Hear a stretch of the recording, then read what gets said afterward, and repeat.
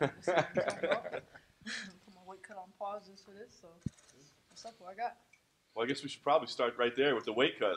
That was an issue all season long. I mean, you made it, but give us an idea, kind of what you did maybe differently and how it's feeling this time around.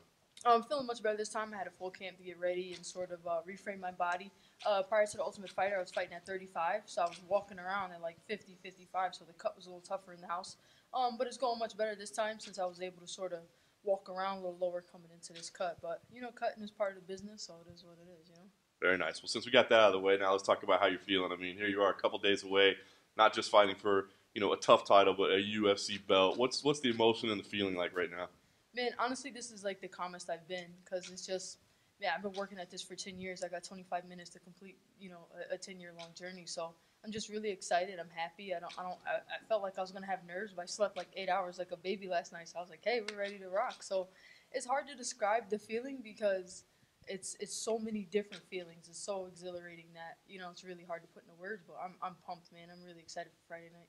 I know you weren't very happy with your seating on the show, but I do wonder. I mean, there was some recognizable names, some talented people in there. So when you came into the house, did you think I know I'm one of the top people here, or did you think I've got to prove to myself that I belong for this title fight? I had to prove it to myself at all. I knew I was in the top. I knew I was the best in the house. And I didn't think I would be ranked number 1, but I thought I would be ranked top 5. But actually, I think being ranked number 12, for as much as I complained to Dana about it, I think it worked out because I was able to fight the top caliber of girls in the house coming into this title fight. So, when you're ranked higher, you get like sort of the lower seeds. So being a lower seed, I got to fight tough competition going through the house. So I actually got to gain a lot of experience being ranked number 12. But on the plus side, I get to nag Dana for bonuses because I get to, take people out that's top 5. It's interesting because you have fought that top talent to get here. Now you're fighting Nico, kind of a surprise finalist there. Had you had your eye on her at all? And tell me what you think about her game. Honestly, I didn't know much about Nico. When she beat Lauren, I started to keep an eye on her because she was on the other side of the bracket. But I stayed pretty focused on who I had to fight. So it wasn't till she was fighting Barb. I was like, oh well, let me make sure I pay a little attention to this fight. But that's the thing about TUF. You never know who's gonna emerge on the other side. And as long as I stay focused on what I have to do and I bring the best artists to the cage, doesn't matter who you put across. How do you feel like you match up with her? I feel like I match up fantastically well. I think I'm the better striker. I think I'm the better grappler on the ground.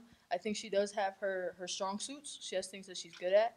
But like I said, when I'm the best, I really don't see anybody who can beat me in the house or otherwise.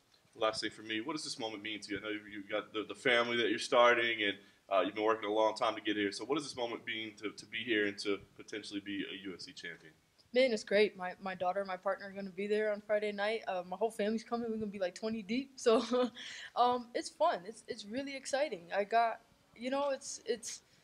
it's so hard to describe the feeling, but I know it's coming. I know it's true. Like I said, I'm sleeping good. I'm not really nervous. I'm focused. I'm concentrated. I have faith. I have a higher being, higher power behind me, charging me up. I have my own inner confidence, and I got a solid camp. I got Mark Henry, Jamal Patterson, Ricardo Almeida. I got a whole slew of guys from New Jersey. I mean, I just have to pull the trigger. That's it. You talked about this being a 10-year journey. Was there points along the way where you're like, it's not worth it or it's not going the way I want, and you wanted to give up on the journey? Hell yeah.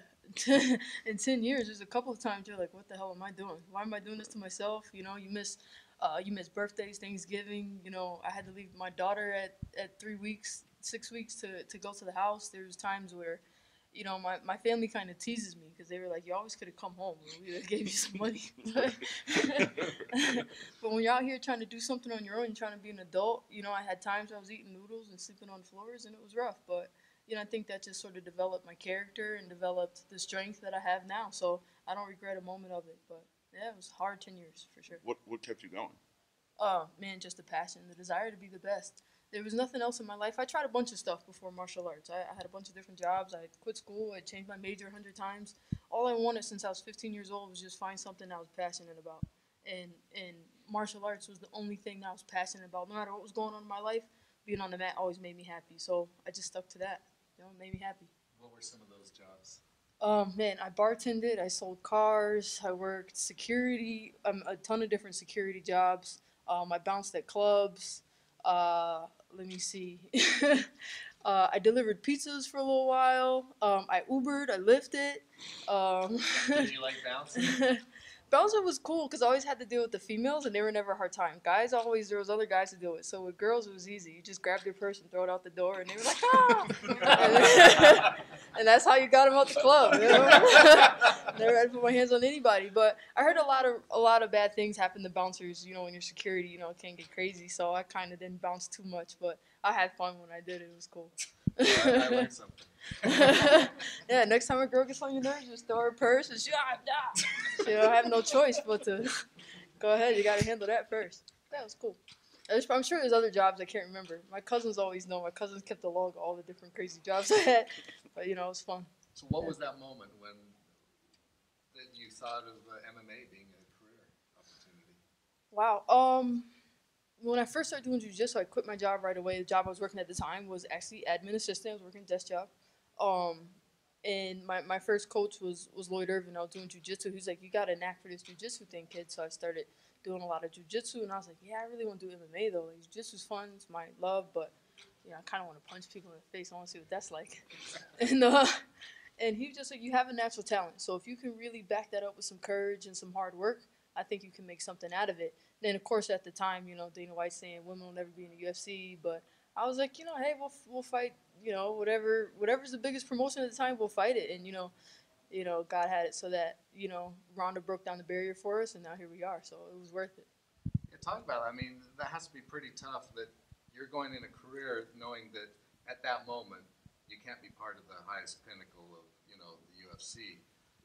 And so you actually have to have a super drive and really love MMA.